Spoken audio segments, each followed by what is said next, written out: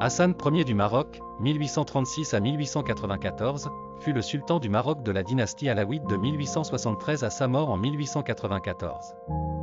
Son règne a été marqué par une tentative de modernisation du pays et par des efforts pour préserver l'indépendance du Maroc face aux pressions croissantes des puissances européennes.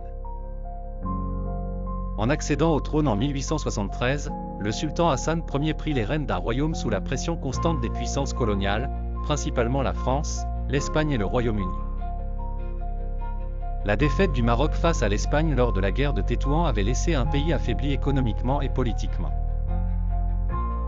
Fervent partisan de la réforme, Hassan Ier entreprit une série d'initiatives visant à moderniser le tissu sociopolitique du royaume. En frontispice de ces réformes, un renforcement de l'armée qui passait par l'adoption de techniques et d'équipements européens. Des conseillers militaires étrangers furent recrutés pour guider cette modernisation.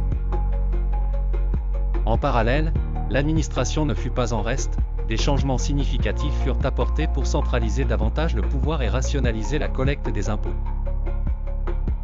Sous son règne, le développement des infrastructures prit forme. Routes et ports virent le jour, favorisant ainsi le commerce et les échanges. La diplomatie de Hassan Ier était aussi agile que perspicace. Le sultan engagea une politique étrangère dynamique pour contrer l'influence grandissante de l'Europe. Des accords étaient signés avec plusieurs puissances, il s'efforçait de maintenir un équilibre pour éviter une domination unique sur le Maroc. Conscient de l'importance de l'autorité royale, Hassan Ier voyagea à travers son royaume, s'efforçant de renforcer son autorité et de s'approcher des populations locales, notamment des régions éloignées du pouvoir central. Les relations avec les tribus berbères et arabes vinrent s'ajouter à ses préoccupations. Fort de campagnes militaires dirigées avec rigueur, il chercha à pacifier les régions rebelles, assurant ainsi un paiement constant des impôts et une reconnaissance généreuse de l'autorité centrale.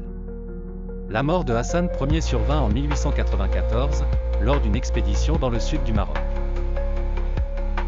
Il laissa derrière lui un royaume dans un équilibre précaire, mais renforcé.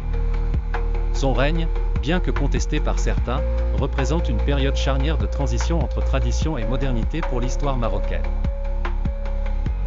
Son fils, Abdelaziz, lui succéda, mais fut rapidement confronté à une intensification des ingérences européennes. Hassan Ier demeure une figure centrale du Maroc, symbole d'un leader aux efforts réformateurs et défenseur assidu de l'indépendance marocaine, dans un contexte international des plus complexes.